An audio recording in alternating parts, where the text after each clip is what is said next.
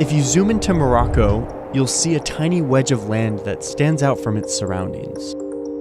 This little bit of land is surrounded by one of the most fortified borders on the planet.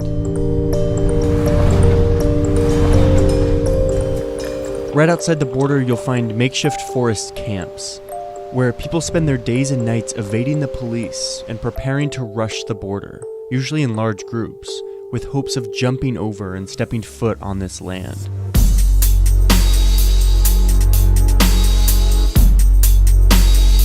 Il y a des autres qui sont blessés, qui sont entorcés, il y a d'autres même qui perdent la vie encore, pas facile.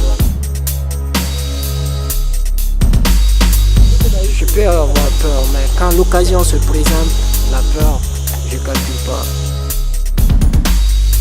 This peculiar scene plays out because this piece of land, while in the continent of Africa, is actually a piece of Europe.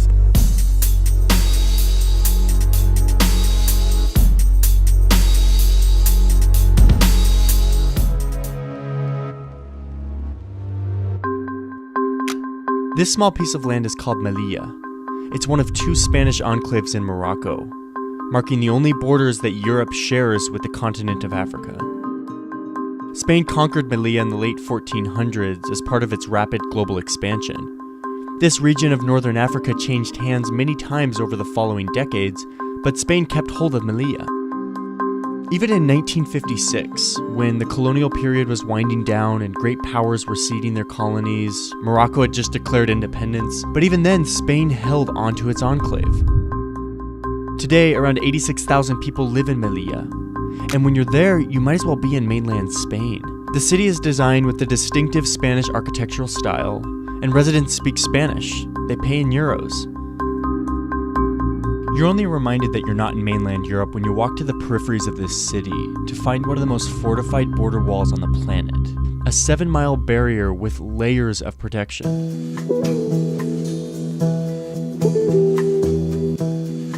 The first layer is a 20-foot metal fence, followed by a second fence with a flexible top, which makes it harder to climb. Below the second fence, you have barbed wire netting, strung in dense webs. Then comes another taller fence with a flexible top section and more barbed wire. Then you're on the Moroccan side, where you have a 6.5-foot ditch, and then a double fence with, you guessed it, more barbed wire. There are lookout posts, and every inch of the border is monitored by video surveillance. To understand why this barrier exists, you have to cross over into the Moroccan town of Nador, and then into the forests and the hills surrounding the enclave. These migrants are mostly from sub-Saharan Africa, and they all have different motives for leaving their homelands. Les musulmans et les chrétiens ont commencé des palabres, des problèmes, le Boko Haram qui sont rentrés, et c'est ainsi que ça a commencé la guerre. Pas de travail là-bas. Tout le monde chauffe. They gather in these camps and plan for the day when they'll try to cross into Melilla. Notre objectif, c'est de rentrer en Europe. Voilà, il faut prendre le cœur pour partir. Tu peux rentrer comme tu ne peux pas rentrer. In response to this intense security, the migrants have developed a technique that relies on overpowering the border guards with strength in numbers. Donc on est obligé de se regrouper en groupe. Et puis maintenant partir. On se cache, on attend, c'est quand on est en groupe maintenant, on attaque le grillage.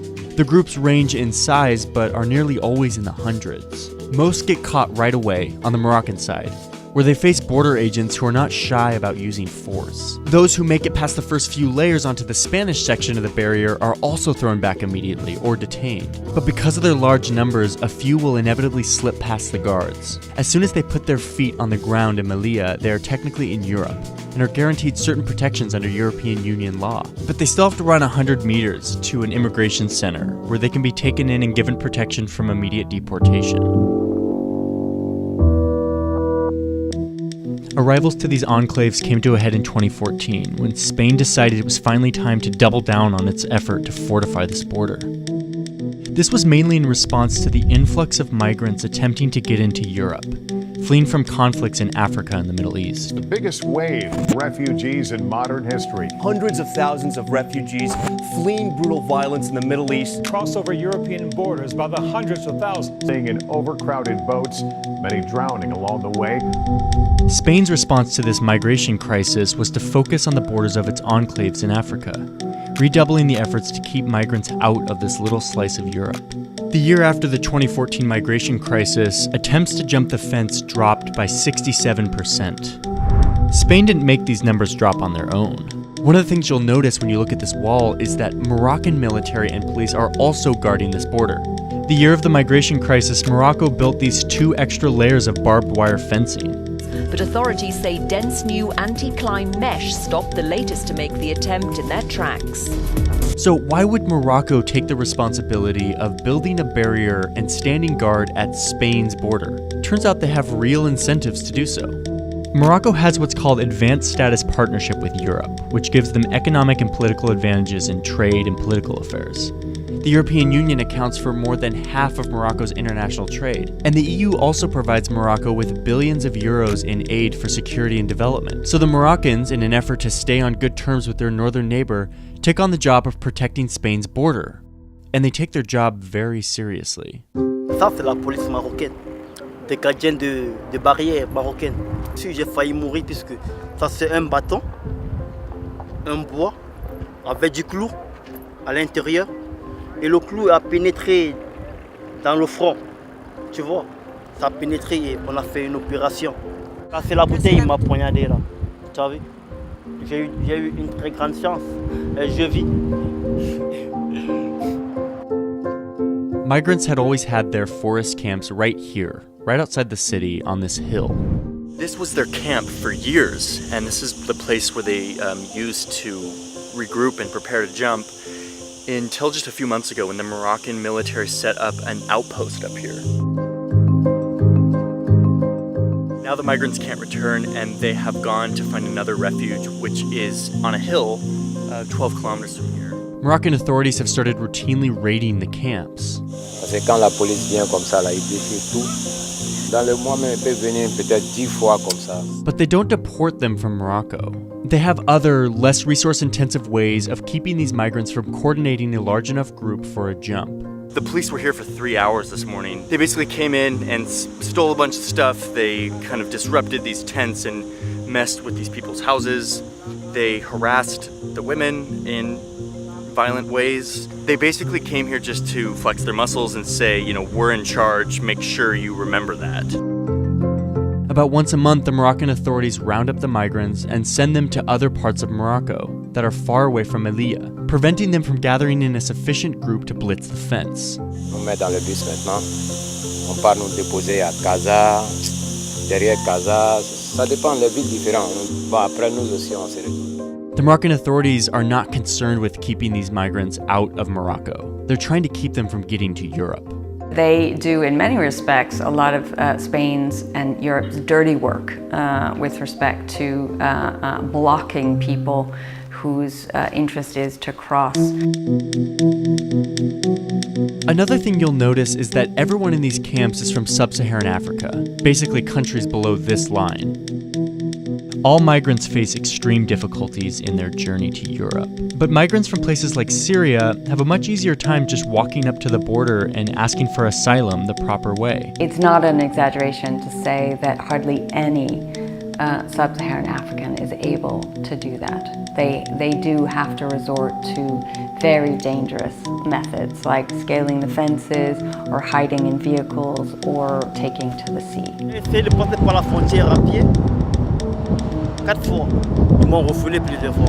Spain did build a new office to handle the influx of migrants, but not migrants from sub-Saharan Africa. Al ver que llegaban cada vez más sirios, en marzo del 15 se nos dotó con aquel edificio de allá, que es la oficina de protección internacional. Subsaharianos nos menos. De peticiones de asilo algunos hay, pero Mais les Syriens, je ne sais pas. Les Syriens, eux, ils traversent facilement puisqu'ils ont la même couleur avec les... Ce sont les Arabes et tous, ils ont presque la même couleur. Ils sont différents de nous, les Blancs. You might say, well, that's reasonable, right? Everybody knows there's a war in Syria. So of course it makes sense to presume that Syrians are fleeing the war and they are refugees, they need protection. But the flip side of that, the presumption that people from countries where there isn't like a live war that you are reading about in the newspapers, the presumption that people from those countries are not in need of international protection is a very dangerous presumption. The world is experiencing a record number of refugees and displaced people. While some countries have opened their doors to let these people in, many are responding by building walls. But this won't stop them from coming. No matter how dangerous the journey, the people in these camps will keep trying. Tenter 5 fois pour passer. Mais si ça ne va pas, je me retourne à Rabat, je peux me reposer, après je reviens.